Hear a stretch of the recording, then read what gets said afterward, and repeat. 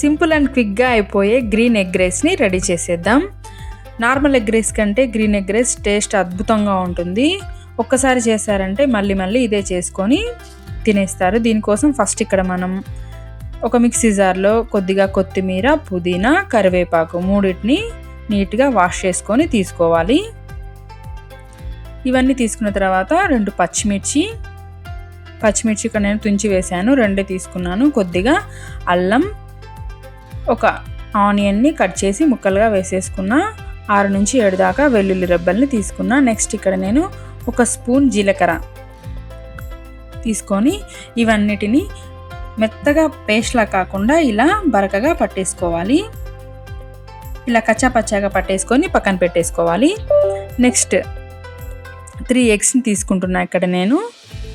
Next మనం stove on చేసుకొని ఒక ప్యాన్ పెట్టేసుకొని 2-3 టేబుల్ స్పూన్ల దాకా ఆయిల్ తీసుకున్నా ఇక్కడ నేను. ఆయిల్ కొద్దిగా వేడెక్కిన తర్వాత మనం ముందుగా మిక్సీ పెట్టుకున్న గ్రీన్ పేస్ట్ ఉంది కదా, ఆ పేస్ట్ అంతటిని తీసేసుకోవాలి. ఇందులో మనం వాడినవన్నీ పచ్చివే తీసుకున్నాం కాబట్టి ఆనియన్, వెల్లుల్లి, అల్లం ఇవన్నీ నీట్గా వేయించేసుకోవాలి. అల్లం, వెల్లుల్లి, ఆనియన్ ఖచ్చితంగా వేగాలి. మాడిపోకుండా మీడియంలో పెట్టుకొని ఈ పేస్ట్ అంతా నీట్గా వేయించేసుకోవాలి. ఇది బాగా వేగిపోయిన తర్వాత మనం తీసుకున్న ఎగ్స్ని పగలకొట్టి పక్కన పెట్టుకున్నాం కదా, ఎగ్స్ని తీసుకోవాలి.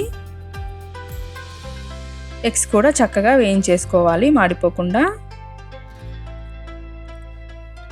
ఇవన్నీ నీట్గా వేయించుకున్న తర్వాత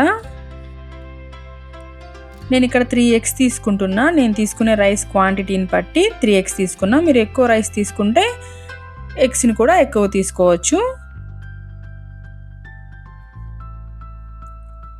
నెక్స్ట్ ఇక్కడ మనం 1/2 స్పూన్ పసుపు, 1/2 స్పూన్ కారం, 1/2 స్పూన్ గరం మసాలా.